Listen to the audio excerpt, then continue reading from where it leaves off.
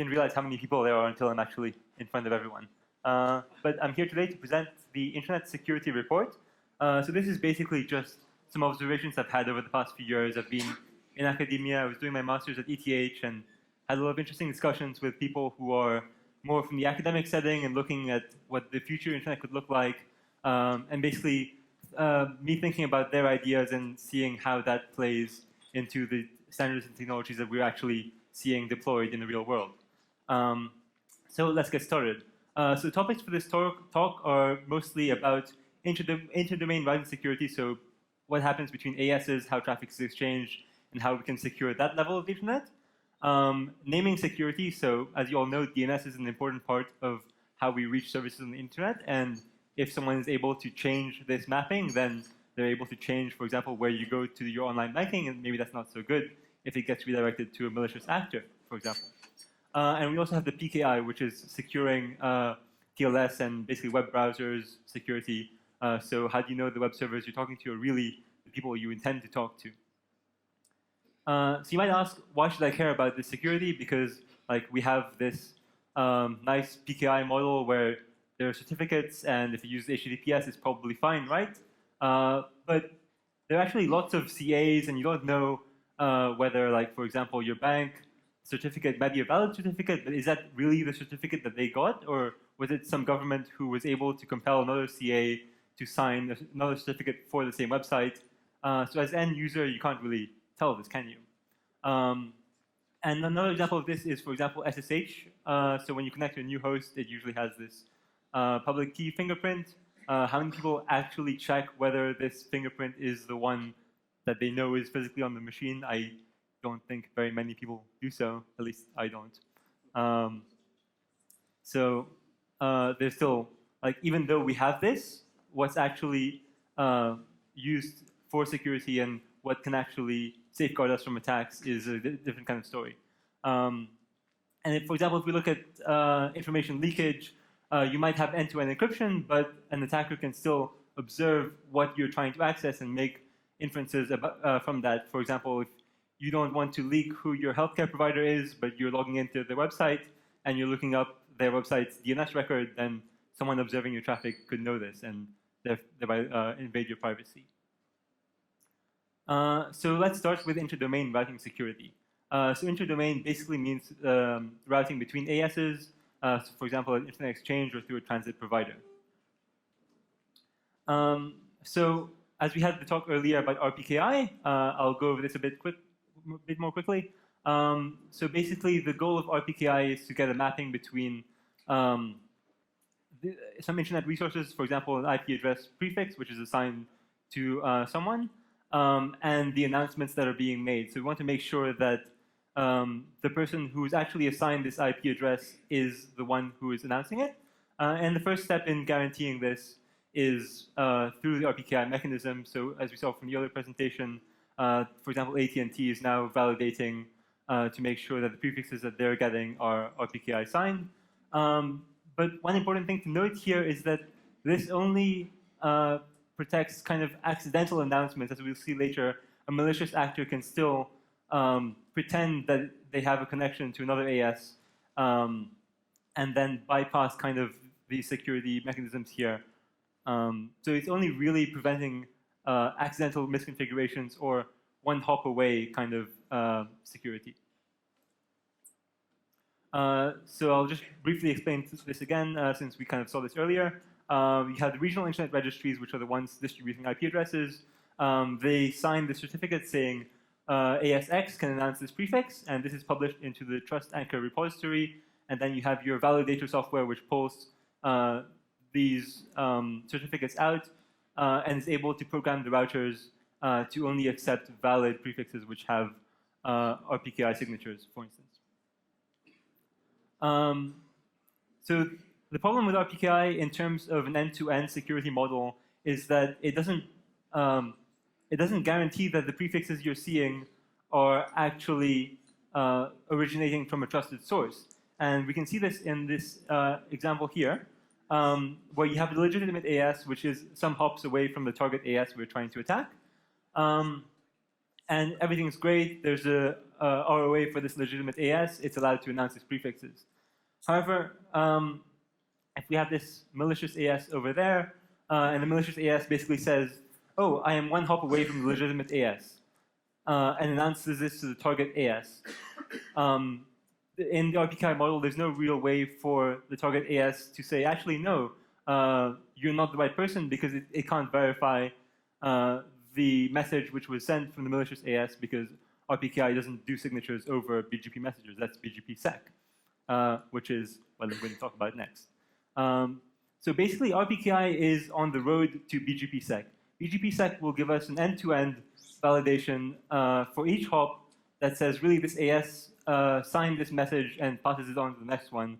And so there's actually crypto going on at every hop in the BGP kind of stream. And this leverages the trust anchors that we get from RPKI. So the end goal is to be able to have this. However, I don't think there's actually any real concrete BGPSEC implementations right now that are open source. I tried looking, and there's some patches to like Bird, but it didn't seem like really production-ready stuff. So how does BGPSEC work? So for example, we have this BGP message over here. Take the first one on top. We have a source ASX, and there's this path attribute in it. Basically, what happens is the router advertising at ASX will sign this whole message and says, basically, I'm a source AS. This is the source AS. This is the path in the message. And here's the signature over the whole message. So then the next hop, what the next hop can do, if it goes to ASY, as you can see in message 2, the next hop can verify that this signature from ASX, which is given by the public key of that AS, really did sign this message.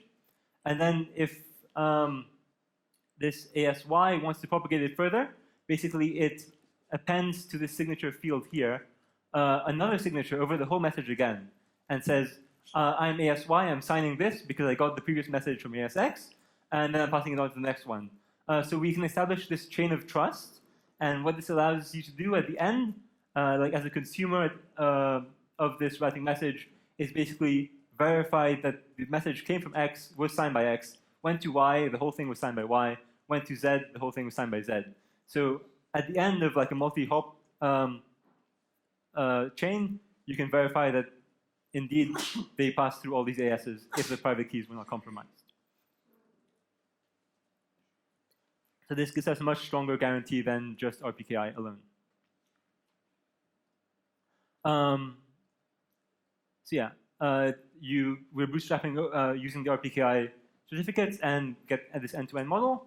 However, some of the disadvantages when talking to people in this area were that there's a concern that there will be a much higher computational overhead at each step because the routers must have this crypto mechanism built in, be able to sign them, be able to somehow access the keys securely. And one key point of friction which I came across was people were afraid of this single point of failure or kill switch. So right now, there's no real centralized place that can say, okay, now stop accepting all advertisements, and the internet is basically shut down. However, if we had this BGPSEC model, basically if the root certificates were revoked, basically this would cascade and all the announcements would be invalid, and then we have this problem where a single entity can basically control the whole of the internet. And this is a pretty interesting debate in itself. So the core of it is basically, do we want to centralize this control in a small number of trusted entities, and this will give us a widespread guarantee that like smaller actors will not be trying to attack us, but by putting our faith in these small set of entities, they would have an enormous amount of control over the whole internet. So is this a model that we want to move to in the future? And this is basically the essence of the BGPSEC kill switch debate. Another thing that plays interestingly into this is jurisdiction. So, for example, if an RIR is signing some certificates, is the government of the country that the RIR is in able to compel them to revoke certain certificates or not sign something because the government isn't happy with what that network is doing? This raises a lot of like ethical and philosophical questions, which I'm not sure like what the answer would be there. So yeah, basically, we can move to a more globally stable model with this big caveat, or we can keep on doing what we're doing now, but basically be vulnerable to smaller scale attacks, which are more targeted. So that's just really the balance over here. So now let's look at the public key infrastructure. So basically, this is what we use in TLS. We have certificate authorities, signing certificates, for example, for web servers or other usages like code signing. So right now, basically, all the major operating systems have this CA bundle in them, which have the public key certificates of these certification authorities, which are able to sign certificates on behalf of other people. So, for example, they're doing domain validation. So when you get Let's Encrypt certificate, for example, Let's Encrypt is verifying that you're able to receive traffic to a certain domain name and saying, okay, yes, I've checked that this person who asked for the certificate is able to control this domain name. Therefore, I'm going to sign a certificate for this person saying, yes, they can use this. They have the certificate for this name. However, there are many, many certificate authorities in the trusted bundle from many, many different countries. So we've seen in the past there have been instances of governments forcing their local certification authorities, or maybe going through some side channel to get some keying material which they could use to then produce a valid certificate, which is not what the website operator intended, and this can be used, for example, to steal private communications. So it's pretty hard from an end user point of view to tell whether a certificate is actually the intended one, and it depends also how you define intended. Because if you say, oh, I trust all the CAs on my local machine, then is this really a threat model that you want to put your confidence in? And we also have another privacy issue here when you use TLS. So basically, you might remember a while ago there was, before vhosts were a thing, you used to have one IP address per SSL website, basically. And then we had SNI, server name indication, which is able to kind of say, I want to access this domain name, and then the server is able to respond with the right certificate for that. Although this has some privacy implications, as we'll see in a bit. So one workaround, which was proposed in the last 10 years to kind of become aware of when someone is using a certificate which is not intended by the domain owner, was basically this certificate transparency. So these people wanted to make a global logging system where all the certificates would be put into so that a website operator, for example, could query this and basically see if there's an attack going on. So this isn't useful for mitigating attacks, but basically it's useful to inform the website owner that, oh, maybe there's someone who's been issued this certificate and is using it to man in the middle your users, so you can kind of take steps to mitigate this issue. So it only really helps with detection, but it's better than nothing. Another problem we have is the problem of certificate revocation. So, for example, if the private key for a certificate gets revoked, gets stolen, you want to kind of say to your clients, don't trust this certificate anymore because I know a malicious actor might have gotten hold of it, of the key material. So one way which people tried to solve this was to use certificate revocation, so OCSP. But the problem with OCSP basically is you have this back and forth here. For every client connection, you talk to the web server, and then the client needs to talk to the CA. And historically, this OCSP responder hasn't been very reliable. There have been outages. And basically adds another round trip time to the connection. So it makes the end user experience pretty bad. So one mechanism which has been added on top of this to kind of patch this up is OCSP stapling, which is when the web server kind of talks to the CA out of band, maybe beforehand, gets this OCSP signature saying, okay, yes, this is still valid, and then staples that to the response from the web server. So when you get the certificate itself, it has the OCSP response in it. And then the client can know, okay, this certificate hasn't been revoked, so I'm going to trust it. So there was this proposal for OCSP must staple. This was an interesting paper from IMC 2018, where some researchers looked into the feasibility of doing this in the current support in the browser ecosystem, and they basically found that it's not really ready for prime time right now. So there's still ongoing work in this area. If you're interested, the paper is linked over here to go and have a look at that. And as I said earlier, there's TLS SNI, which is server name indication. And right now, the domain name is sent in plain text when you're trying to connect to the server, so the server has an idea of what the domain name that you're trying to connect to is, and is then able to serve you the right certificate for that so you can do the validation. There have been attempts to encrypt this. As far as I'm aware, there's an internet draft right now over here, but it's not really widely deployed yet. So it'll be interesting to watch this space. And finally, DNS security. So DNS is important because it basically maps websites to where the actual resource is located. So an attacker who's able to compromise DNS basically is able to reroute traffic in the same way that a routing attack could reroute traffic. So we want to make sure this is secure, basically. So recently there has been this push for DNS over HTTPS or DNS over TLS. So basically what this was trying to do would be to encapsulate the DNS requests to a certain resolver over an HTTPS connection. So this prevents eavesdropping or modification of the DNS requests because right now it's just over UDP in plain text. So there's no real guarantees that what you're getting back is actually the right thing. And using this TLS would solve the information leakage problem, but as we saw earlier, there are also problems with TLS, so we kind of need to bootstrap this as well. It's not a default for regular users right now. Android support has been added in the last few years, if I'm correct. But like, it still has quite a way to go. So why aren't we there yet? There's lack of support in end-user operating systems, although we've seen some operating systems are starting to add that now. But there's no real kind of end-to-end documentation of how this should be done. So the CPEs issued by ISPs don't, as far as I'm aware, support DNS over HTTPS. There's no real configuration mechanism. So in your DHCP response messages, there's no real space to put a DNS over HTTPS URL. And it would be interesting to see what the standardization efforts in this space are. Because there are a lot of internet drafts out there which kind of propose some mechanisms to do this. Like there was a draft recently for provisioning domains, which you could send this JSON document of additional parameters to configure end user networks.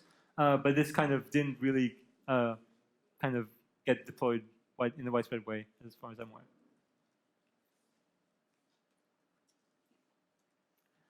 So DNS over HTTPS only really protects you between your client and the recursive resolver. However, between the recursive resolver and the authoritative name servers, DNS over HTTPS doesn't help you at all. So there's another standard called DNSSEC, and DNSSEC basically establishes a root of trust from the root zone down through all the way to your leaf nodes, so you can do a cryptographic verification that yes, indeed, the data you're getting back from your DNS servers is the one intended by the domain owner. However, we're not really there yet because it's not really clear where the validation is supposed to be performed. Like, should the end user be performing this? Should the recursive resolver be performing this? And how do you get this information to the web browser? Because that's where you really want to know this, right? Your average user doesn't care about, oh, it's using DNSSEC, so it's secure. They just want to be able to tell, should I trust this website? Should I put my password in here? Should I put my banking information into this website? Because like, I don't know if it's trusted or not. I don't want to go into the details. So we don't really have this framework for like letting the user know, is this a fully trusted connection or not? So yeah, it's a bit early, but I'll like to open the floor up for questions, maybe a discussion. Hi. Yeah. You mentioned the risk of getting a lot of power with BGP authorities. Mm-hmm. I think you forgot to mention it with DO. Sorry? DO, yes. Oh, yeah. There's a Mm-hmm. regarding the fact that you just move the trust points. I'm loud enough. Really? Oh, come on. Ah, not for the video. Okay. It's too loud. So you're just moving the trust point to someone else you don't know, like Cloudflare. So it doesn't need to be somewhere you don't know. For example, the ISP could configure the CPE in this example. No, you can't. No, you have the root cert in the browser.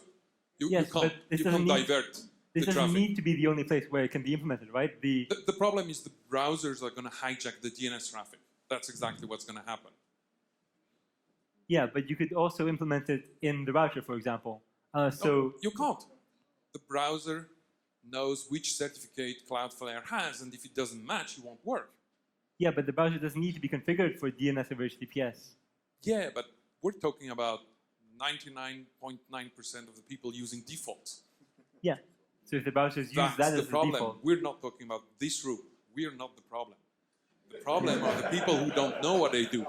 And their DNS traffic is going to be hijacked by DOT. This is why we should push for DOT, which keeps the DNS traffic within the ISP, but over TLS. So the eavesdropping on the access will not be able to happen like we have it in HTTPS, but we don't move the trust point outside the ISP. I mean, if you don't trust your ISP, maybe take another one? I don't know. You have to trust your ISP, and if you really can't trust your ISP, you just VPN somewhere else. Yeah. In a country where you think you can trust them. But I don't think this is a problem in Switzerland. What exactly is going to happen is that the browser manufacturer are going to hijack the whole DNS traffic for big data. That's exactly what's going to happen. And I just think that you should have mentioned that. That's my only point. It's not a question. It's just like you mentioned it for BGP, and that's a good thing because having a lot of power within a few hands is not a good thing. And you just raised the question. And I think you should also raise the question for DOT, at least DOT. Yeah. Okay, yeah. Thanks for bringing that up.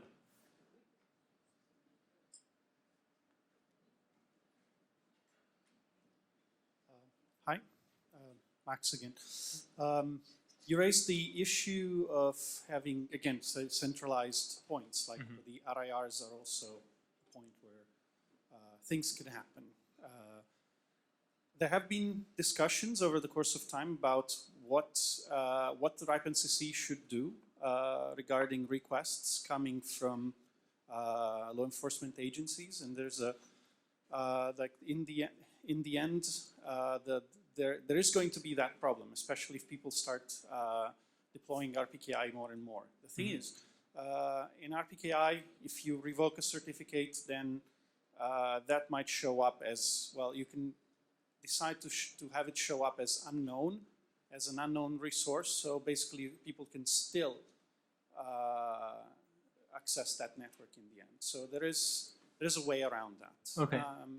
And then, yes, the RIPE-NCC is under Dutch law, so it will just answer to requests from Dutch authorities or whoever comes to ask for that. But that the same is valid for any resource we hand out. Yeah. So if they ask us to reclaim it, if it comes from any authority in the Netherlands or Europe, we have to do that. Yeah, I mean, like right now, if, for example, the government wants to reclaim a certain IP prefix, and that's removed from the database, there's nothing actually preventing that AS from announcing that prefix, right? You end up not having root objects anymore.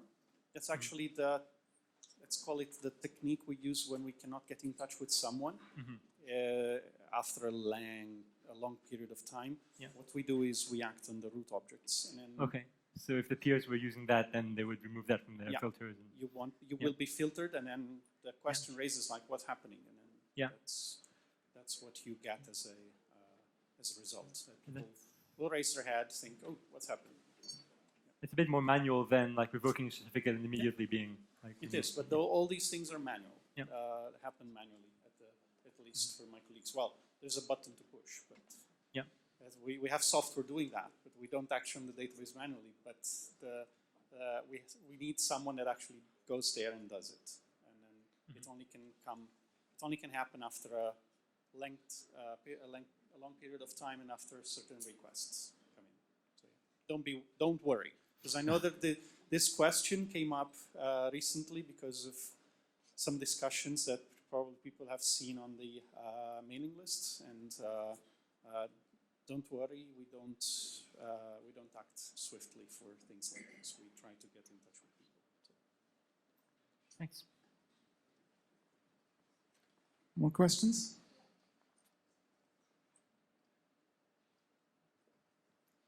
Well, thank you very much.